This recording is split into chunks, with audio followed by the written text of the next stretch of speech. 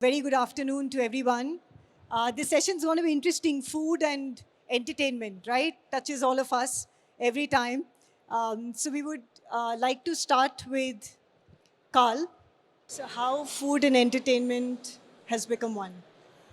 So in the United States, we 10 years ago we introduced a concept called the social throwdown, and we started Stumpy's Hatchet House, which is axe throwing combined with a restaurant concept. So we serve alcohol and we throw axes. Most people ask, what could go wrong? But what we found is that people do want to be entertained they don't want to come and just do attractions on their own. They don't want to just go out to eat. They want to combine the two. And so it's become one, and groups like to come and have their own VIP experience, essentially. And that's what we provide. So does that mean that you would have the same customers more, or you would want, that they kind of come back more? So what does it really increase? They're coming back again in a span of a time, or they would invite more people to experience that? Yeah, so we typically get the average customer, you can virtually guarantee that they'll come twice. The first time they come to do axe throwing, by the way, has anyone done axe throwing before or thrown a hatchet? Anyone? By show of hands? None of you. So you'll all come. You will all want to do it. Here's why. 51% of our customers are women, because the women are better at axe throwing than men. So we have trained 1.1 million women in the United States how to throw axes. So gentlemen, you're not worried enough, okay? They know how to throw them better than you do. So be aware of that. So what happens is you either come in an office group, and if you come in your office group, you go home and say, we did this great team building event at Stumpy's, and you invite your friends. Or you go out with your friends, have a good time, and you go to the office and you tell your colleagues about it. And typically most people come at least twice, once personally and then once with their work group. Okay, that's great. So would want to ask you, Amit, here in India, so the tourism and hospitality is growing, right, in double digits for all of us, all across the states. So how is it and where is it that you look forward to kind of, get both of these things together? So how does our kind of setup, I mean, when I say our, it's like more of an Indian setup as you kind of, represent one concept. How do you see that happening, in our surroundings and our setups? And what is it that you're doing about, adapting that in your format? So, hi. So, I'm Amit Bagga. I'm the co-founder and CEO of Daryaganj Restaurants. So, Daryaganj, by the inventor of butter chicken and dal makhani. That's what our brand is called. So, one big thing which has changed after COVID is that there is a separate segment for delivery and there's a separate segment for dine-in. People who order delivery are not the ones who are ordering because, they don't want to go out. They want to eat at home only. And there's a separate segment which always wants to go out and eat. So it's like, going out and eating is not just for eating, it's for the overall entertainment, like, what the topic is today. So in India, we don't have too many forms of entertainment. So for the family to go out, either, okay, let's go to the mall, watch a movie, have a meal. These are the 2-3 things they can do for entertainment. So India, it's all comes to these two activities for entertainment: have a meal or watch a movie. So we represent the other part, and also it's like a major. See, if you're in India, there's a major segment of family outings. And families, when they go out, obviously they are going out with the kids, so they cannot go and sit in a bar. They want to go to a family dining restaurant. And I was very clear on that when we were starting Daryaganj as a brand 5 years back. Everyone that time, told me, why are you getting into a traditional old style cuisine? You should do something different, something more modern. But I realized one thing, that everyone was doing bars, lounges for the young crowd, and also these bars and lounges have to keep reinventing or changing themselves every few years. But what is the biggest segment is the family crowd, which wants to go out and celebrate, wants to eat out. And in fact, I have been going to a restaurant which I used to go to when I was 10 years old, still even now. So, because it's a very loyal clientele you make in a family dining restaurant. Because, you come as a kid, then you grow up and take your kids, and then, further on. So that was very clear. So when we were developing Daryaganj as a brand, so my idea was, how do I make it very interesting for, anyone to come in here? So any experience in a restaurant is all about the five senses. So when you enter a space, in fact, restaurants or retail or hospitality is the only segment where you can cater to all five senses. So we can utilize it to our best advantage. So when we decode what a good experience or vibe is, so when we enter, when I was conceptualizing the Daryaganj, I thought of everything from a customer's point of view. So okay, when I enter the restaurant, what do I see? The interior, which is a sorry, which is a mix of contemporary with some retro elements, retro photo frames, retro things coming up, mix of that. And then, the lighting, the kind of colors I'm using, all of that was the sense of sight, what you see. Then what you hear, the music was very carefully selected. It was mixed, it was songs which were like old songs sung by newer artists, cover versions. So it appeals to all generations. Then, when you sit down and touch everything around you, the table, the bowls, it all makes your experience. So that mix of Indian crockery and a contemporary crockery. Then even the what do you say, the fragrance when you enter. We developed a fragrance which was a mix of Indian Nargis flowers and a contemporary note. So together, that fragrance is a signature fragrance in any restaurant you enter, or for us. And then obviously the most important, your sense of taste. So covering all the five senses was very important for us, and that's something which is something we all should look at, because and when the music plays a big part, because when we talk about entertainment, so we are a small restaurant, but live music plays a big part these days in a restaurant. So this was our Daryaganj concept, and today I'm happy that we have the most the highest revenue per square feet wherever we have been. We have 10 outlets. We have been successful everywhere. Where somewhere we've got this basic thing right, of having the vibe right, the food obviously being very pure and best of ingredients. We didn't play around with the food. Everything else can be contemporary. The food was back to classics, the real recipes to be served. Sure. Okay, that's great. So Chaitanya, what do you have to say about, because your concept is a little different.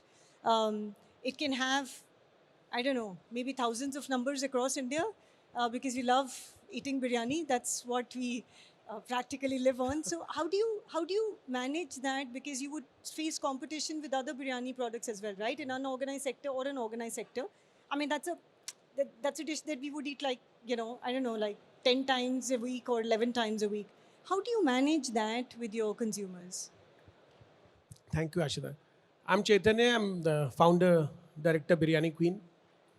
I would like to start this question with thank God industry had started understanding entertainment with food. Back again from the classics. It's how you mentioned, Amit. I remember since childhood, from the American restaurants, is what I've learned is the moment you enter the restaurant, you see the Elvis Presley jukebox playing. There's still a few of those left, yes. How can you forget that? There's still a few more. How can you around forget there. that? Yeah. So that is the era which we are from, and somehow that got missed out during the last 20 years or 25 years time span. Wherein the entertainment, without entertainment, I don't know how boring it is to go to a restaurant and just go for and have food for 20 minutes and then depart that restaurant. When restaurants started focusing on their turnarounds, table turnarounds. So their total focus was on table turnarounds rather than focusing on what exactly the customer is willing to have and wanting to associate that restaurant with their life. So that's something which, thank God, first of all, that industry had started realizing that the food and entertainment has to go together And that's how the concepts started building up. Since we have realized now, concepts have started building up. To answer your question, Ashita, is we in biryanis, how we have inculcated the whole thing is understanding the customer requirements, and we are the only brand which is a concept based biryani brand. Today, the biryanis are a very regional cuisine, wherein Hyderabadi person will not like a Kolkata biryani and Kolkata person will not like a Lucknowi biryani. Biryani Queen is the only brand wherein you will find 40 kinds of biryanis from all over the world under one banner, delivered in 9 minutes on your table. You ask for any biryani, and we are not just doing all styles of biryanis. We have a concept in biryani. Have you ever heard of diet biryanis? Can the biryani be a diet product? We do diet biryanis. Just changing the grain of the rice, and we are absolutely bang on doing diet biryanis. And we are the one doing sattvic biryanis, no onion, no garlic. So the concept is something which you have to add, which will add value definitely, wherein the customer sees that there's something interesting for them. We are the one doing biryani wazwans. I'm not sure that how many of you are familiar with that word wazwan, which is a Kashmiri wazwan. That's a delicacy which gets served from 7 to 36 dishes. We do biryani wazwan. That's a journey of a cuisine, a culinary journey, which we make people experience at our stores. So one is definitely the first you to bring in the concept, and then definitely when it comes to entertainment, you have to have an entertainment with you within. If you remember, I don't know how many of you remember Mr. India movie. You watched that scene wherein there was a dart game which was played in the restaurant. So we are from that era, which got missed out. Now, thankfully, the restaurants like Social, restaurant like Piano Man, they have been introducing a lot of new concepts, new things which are coming. I have visited this restaurant called Juna. Art Juna. Art Juna is a restaurant in Goa, which has entertainment, shopping. So here's a lot of opportunity which you bring into your restaurant, wherein people are not just coming here there for food, plus entertainment, plus also shopping. Here's the opportunity for shopping as well within your restaurant. Why only people have to go to the 5-star hotels to do the shopping and the food and the salons? Why not the restaurants? The other restaurants can build up those ideas. So that's my take. Right. So we, now move on to the business of food.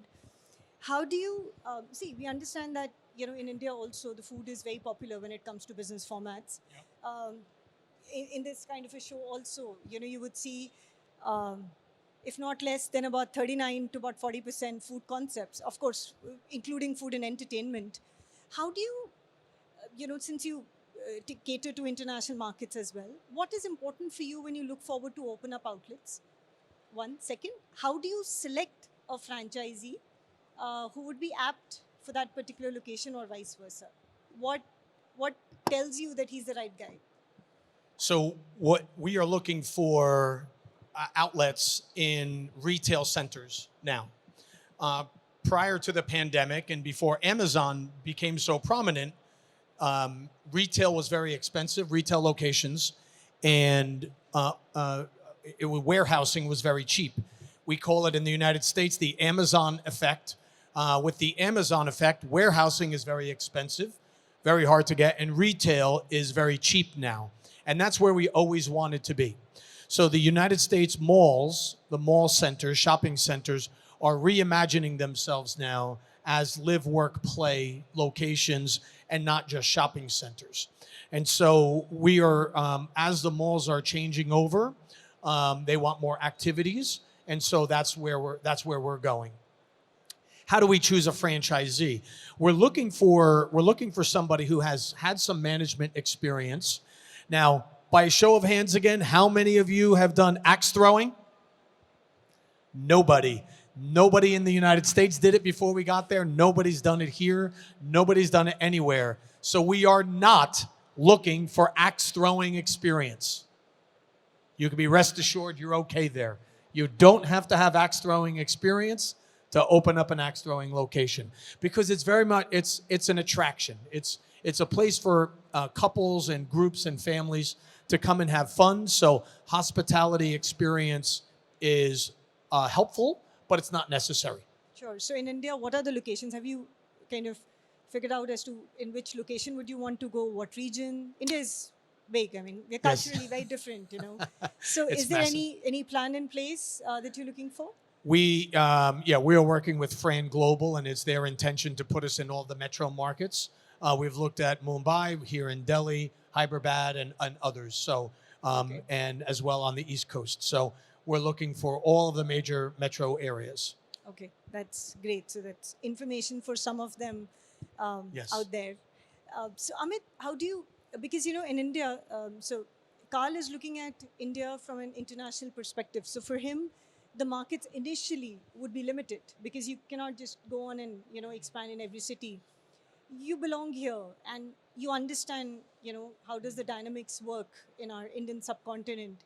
So how do you match up in between the location and the franchisees, and how do you choose a particular city or a location to open up the outlet, and what are the plans for next, say, 6 months? So for us as Daryaganj, we have been right now focusing on company-owned outlets to build our own network and own business.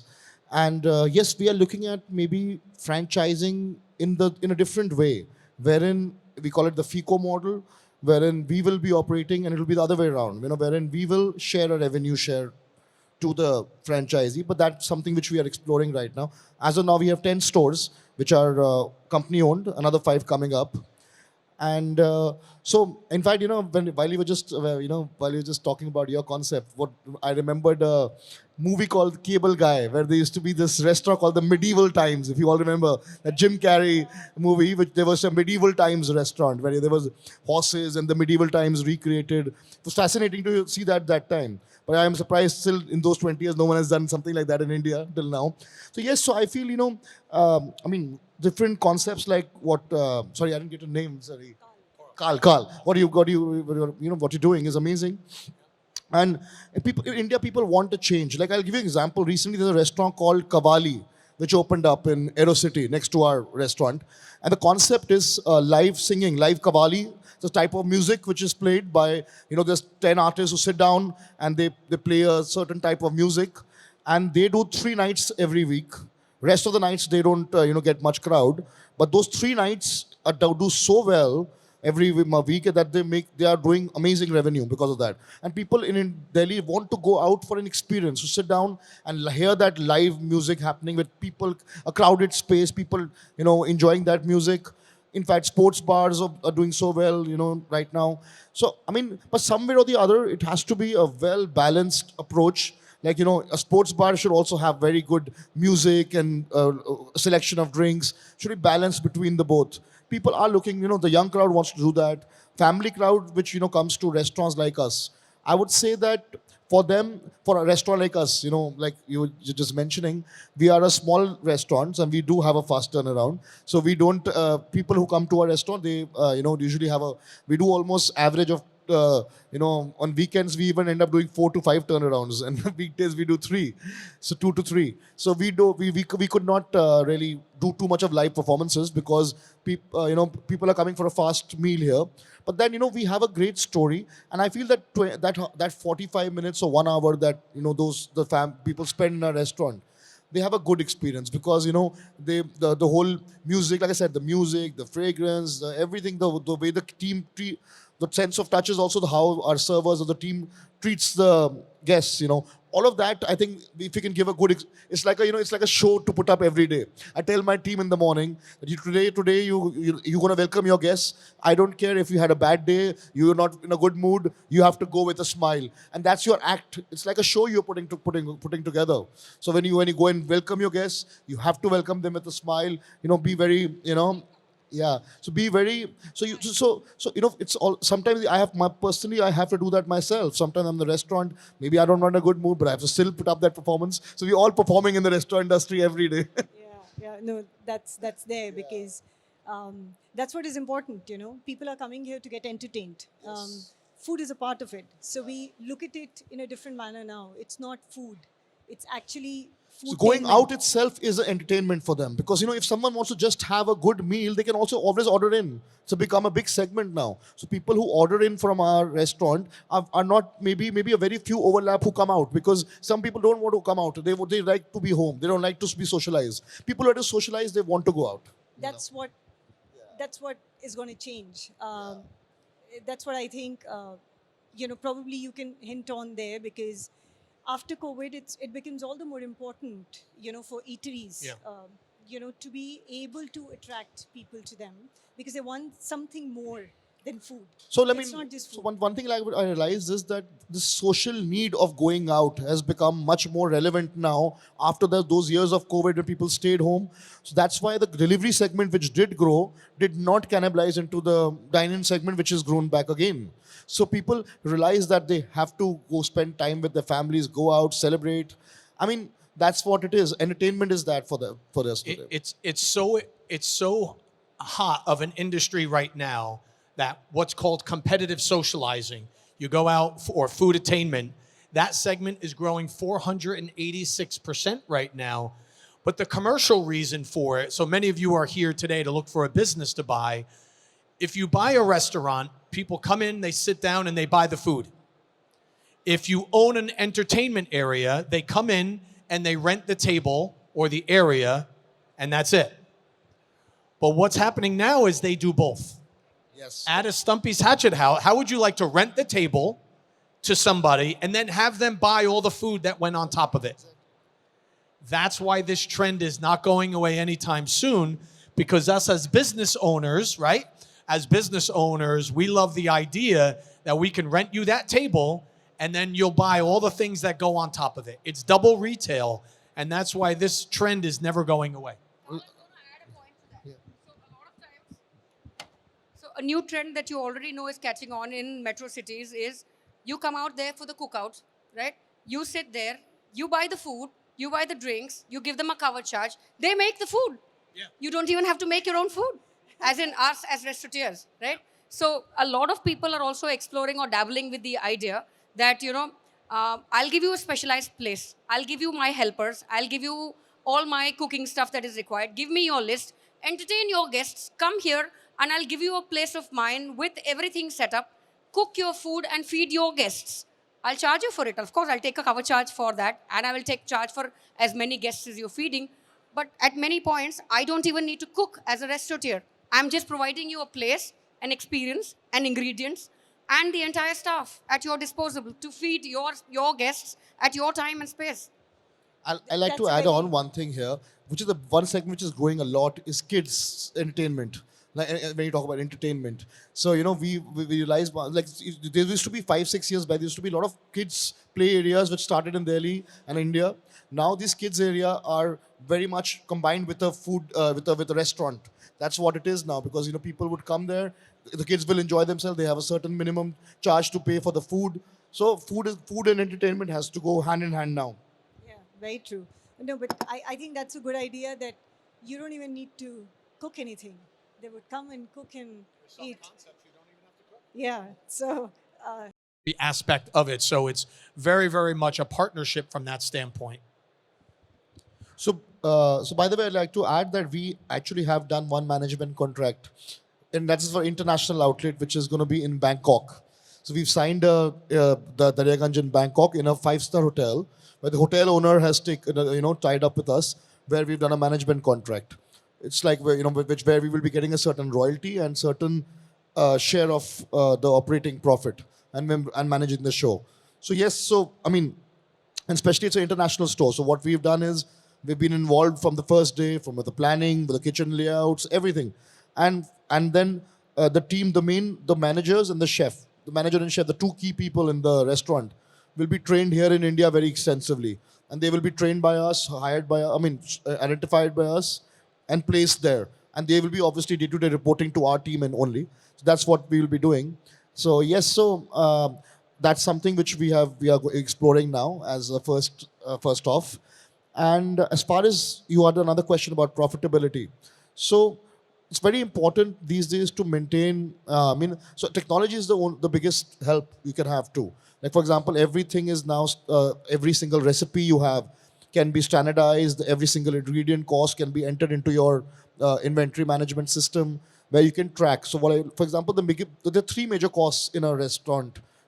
One is your food cost, which is the COGS, which I'm talking about how to control that through technology. Second is your manpower, like Carl mentioned. You will smartly plan your timings where you know the real results come in. Like for example, we analyze the data that between 5 to 6:30 we don't get guests ever, so we decided not to open the restaurant for that 1.5 or save the overheads. So that's the second major cost, the manpower cost, which has to be defined very properly by looking at your how many tables you have, how much data you can look at the data, how many customers are coming in at what hours. Accordingly, you plan your manpower cost. And third is a rental. These are the three major costs. And rental is obviously you have to, whenever you sign a property, you should know what is your projection of the sale. And your rental should not go more than 15% of your projection. So that's one way to look at it. So these three major costs is very important to control to be profitable. I would like to keep it very simple, as how some of the points Amit has already highlighted. You have 100 coins with you, which is 100%, and you have to manage within that. And that is the only mantra any business would have.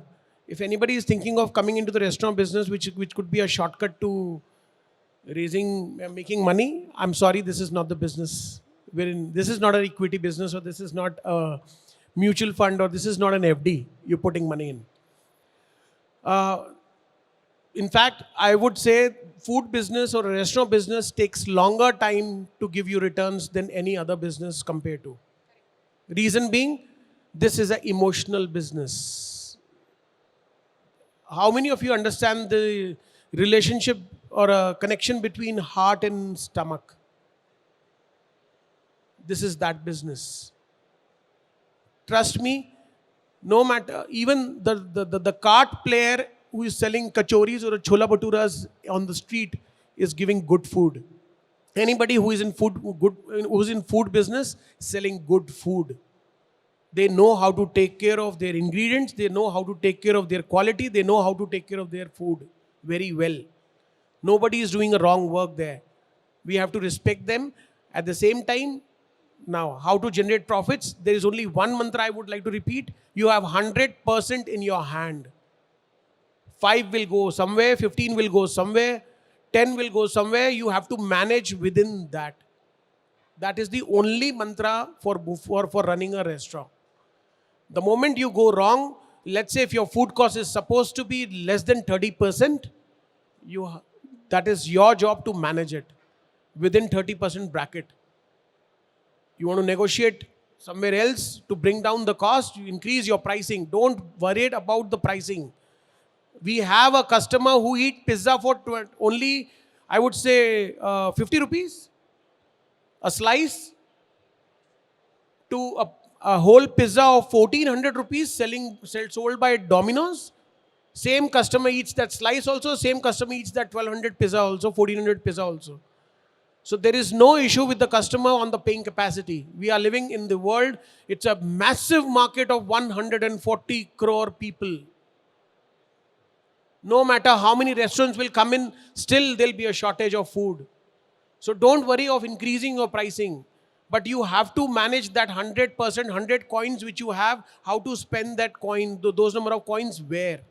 And that is the only mantra for this business. I have a slightly different take than sir. My business is very, very value driven. So what you see and what you experience will be far more than what you will pay as a price. And that's been my mantra in my business cycle. I've seen it work. I've seen it work for my franchisees. What we do as support to ensure that our franchisees continue to remain profitable and interested in wanting to take more franchisees from us is, as both of them already mentioned, we do everything right up from the scoping out where the business location could be, to providing staffing for the entire duration of the contract of the franchisee, to menu re-engineering every time we wish to add products, to menu subtractions and price additions and price changes. But there is a market. The market is large. large enough where you will find enough and more people being price sensitive and wanting value driven product only. And there is the grandiose and the luxury product segment where you can actually for exotic goods also charge a much higher price, right? But profitability is one of those things that you need to be very clear about. What will get you in the money? Are you going to be in the value food driven segment? Are you going to be in the luxury segment? Are you going to be in the absolute low end segment? What is it that's going to drive it? And that is something you will need to drive with all the drivers with you, from the food that you're giving to the rental that you're paying to the labor cost that you're paying and the labor that you're willing to invest in. Everything is going to drive your profitability. So the model that you create ultimately is going to make or break your franchisee also. So that model is extremely critical that you decided upfront before you decide and not do it much later. That's all. Thank you. Thank you, Deepthi.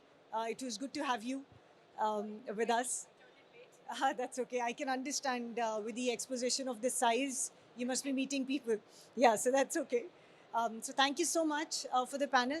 But I think it's a good takeaway that food alone is not going to work for everybody whosoever is into food. We need to make sure that we add certain points, that gives us a lot of loyalty from our customers who are coming into our sector. So foodtainment is actually a term that we use for this industry now, and that's where we look forward for all the food joints and entertainment joints to kind of co-brand and work forward. So I think that's the way to go for. And of course, after COVID, I wanted to add one point there that more so people, because of, thanks to, we've got these services like Zomato and Swiggy in India that gets you food in 20 to 30 minutes from wherever you are and whatever you want to order. And they don't even charge us extra. In fact, they give us discounts. So food availability is very easy. So today, if anybody is hungry and they don't want to cook, food is available. But what differential are we restaurants are making to make sure that people have that environment and that, I would say, experience that get them there? So that's difficult. But again, as Carl said and the other said, there's no dearth of paying, but is it really worth it? So you make it interesting, and then you have a lot of customers. Particularly in India, I can say that we have a lot of, opportunity here for people to open up and get into food businesses. But as everyone said, it is not an easy business, but nothing's easy. Business is anyway tough, but it's an interesting category to get into. So vouch for this category, foodtainment. Thank you. Thank you, everyone.